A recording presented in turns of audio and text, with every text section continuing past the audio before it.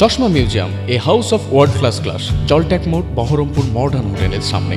তামাক খাচ্ছেন বিভিন্ন দলে, আমি সেটা এখন বলবো না। কাজে ফিরে আসুন। সুপ্রিম কোর্ট ভারতবর্ষের শাসন ব্যবস্থায় জুডিশিয়ালে সর্বোচ্চ দায়িত্ব আছে। সুপ্রিম কোর্টের চিফ জাস্টিস ডিভিশন বেঞ্চে অনুরোধ করছেন, এর পরেও পায়ে মারিয়ে দিচ্ছেন। ছেলেমেয়েরা কি শিখবে জুডিশিয়ালে? আপনার ছেলে বিচারপতি হলে কি বিচার দেবে? তাদের কাণ্ডজ্ঞান আছে না নেই? মুখ্যমন্ত্রী বারবার অনুরোধ করলেন যে আপনারা কাজে যোগ দেন, এটাও বললেন যে আমি কারোর বিরুদ্ধে কোনো অ্যাকশনে যাব না। সুপ্রিম কোর্ট বলেছে 70 লক্ষ মানুষ এ পর্যন্ত ডাক্তারের চিকিৎসা থেকে কষ্টের মধ্যে আছে। 50 থেকে 60 জন মানুষ মারা গেছে।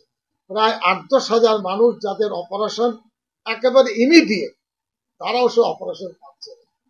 তারা এই আন্দোলন করে কি পাচ্ছেন? বাংলার মানুষের শত্রুতা বাড়াচ্ছেন। সাধারণ মানুষ তো আপনাদেরকে বন্ধু ভাবে। আমি নিজে ডাক্তার দেখাই, সবাই দেখান।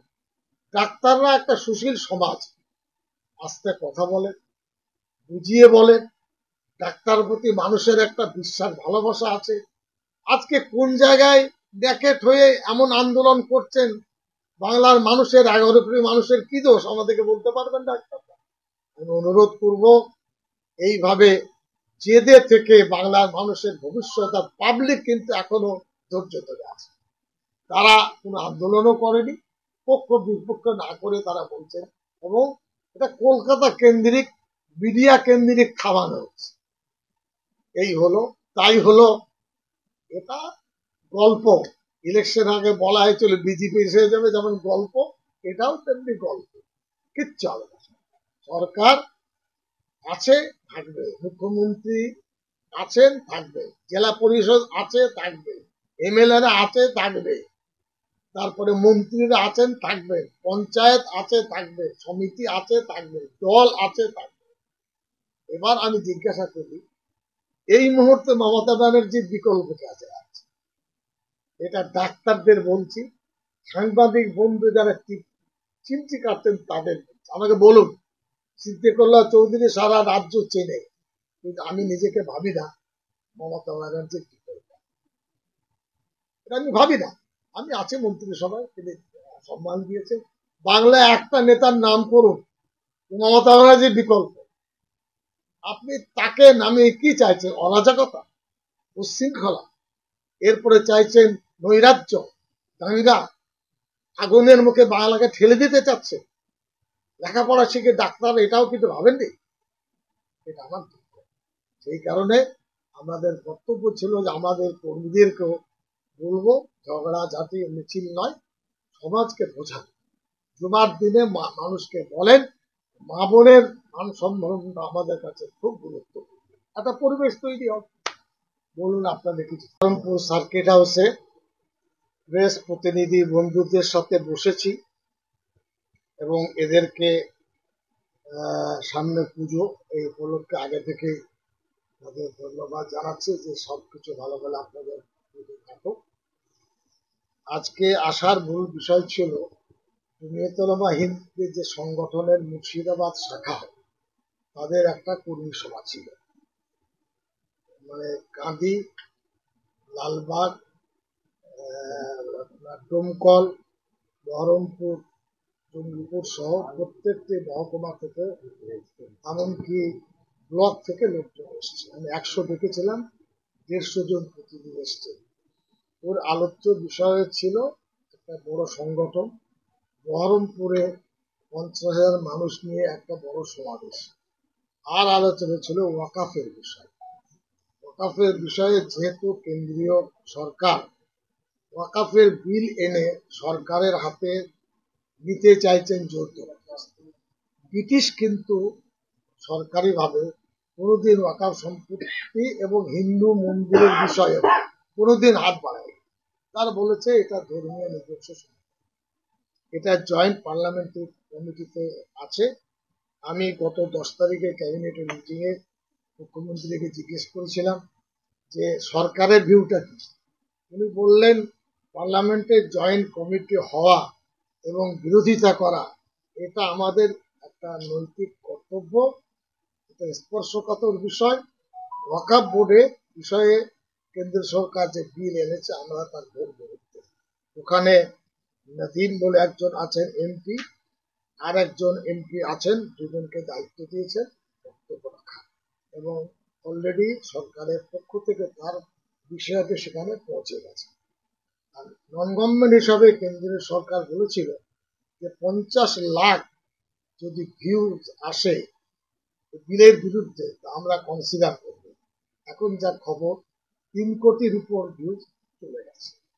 এটা মুসলমানদের এক নিজস্ব সম্পত্তি, সেটা ধরে রাখা আমাদের দরকার, আমাদের কর্তব্য। এটা আমরা বলছি জোর করে চাপিয়ে দিলে কেন্দ্র সরকারকে ভুগতে হবে। এটা খবর আপনাদের দিচ্ছি, জোরদার আন্দোলন হবে বাংলায়, যে আন্দোলন ঠেকাতে পারবেন না। এটা আমাদের নৈতিক একটা কর্তব্য, সে বিষয়ে আলোচনা হয়েছে। আর একটা বড় আলোচনা হয়েছে 2200 কিলোমিটার বর্ডার পশ্চিমবাংলা। মুর্শিদাবাদের ধরুন ওই করিমপুরের পর থেকে জলঙ্গি থেকে নিয়ে একেবারে ফারাক্কা পর্যন্ত এই বর্ডারে ওপাশে বাংলাদেশ, ওপাশে আমরা আছি। বর্ডার সিকিউরিটি ফোর্স দায়িত্ব পালন করতে পারছে বলে আমার মনে হয় না। সেখানে বিএসএফ ক্যাম্প আছে, ওয়াচ টাওয়ার আছে, রোড আছে, এরপরে কাঁটাতারের বেড়া আছে, তারপরেও মানুষ ঢুকছে। আমরা যেটা বলতে চাইছি, প্রতিটি মসজিদের ইমাম গ্রামে বলবেন, গ্রামে কোনোভাবে কোনো বিদেশি আশ্রয় না পায়, আমার দেশের যেন ক্ষতি না হয়, অত্যন্ত কঠোরভাবে সেটা তারা বলবেন। একটা পরিবেশ হবে, লোকে জানতে পারবে। উটকো লোক যেন কারোর বাড়িতে আশ্রয় না পায়, এই ব্যাপারে আমাদের জেলার নেতৃত্বকে সজাগ করবে। একই সাথে সামনে দুর্গাপূজা আসছে, পশ্চিমবাংলার মুসলিম ভাইদের সব থেকে বড় উৎসব। আমাদের যারা পূর্বসূরি কোনোদিন তারা ঘৃণা শেখায়, কোনোভাবে এই উৎসবে গন্ডগোল যাতে না হয়, কেউ যত না করে, আর কোনো বাড়াবাড়ির সুযোগ কেউ যেন না নেয়, এটা দেখতে হবে। শান্তিপূর্ণভাবে এই পুজো পার্বণ যেন কেটে যায়, এটা একটা বক্তব্য করে করছি। আর একটা বিষয়ে জোরদার ভাবে আলোচনা হয়েছে মহিলাদের।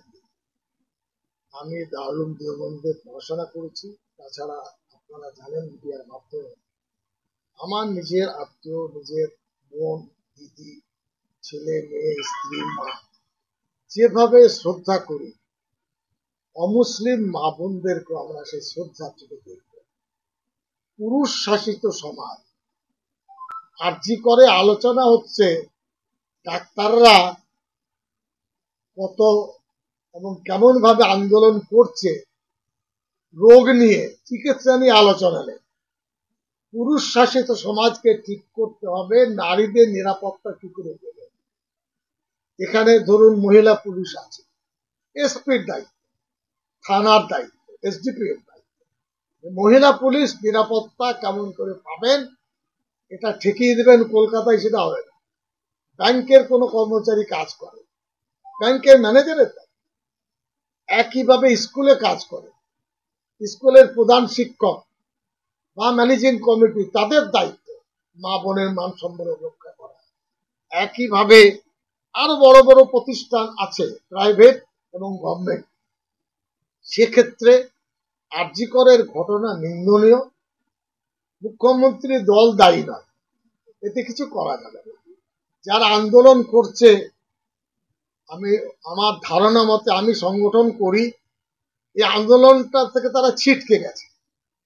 প্রথমে মানুষের একটা আওয়াজ উঠেছিল, এখন ছিটকে ছিটকে পিছলে পিছলে কোথায় চলে যাচ্ছে তার কোনো ঠিক নেই, এবং তারা কিছু করতে পারবে। এটাই বলব বাংলার, আমি বলিনি, তারপর বলবেন বাংলার মানুষ এটা সরকার যুক্ত, দল যুক্ত। তারা বলছেন দিদির পদত্যাগ চাই, এত বড় স্পর্ধা তাদের।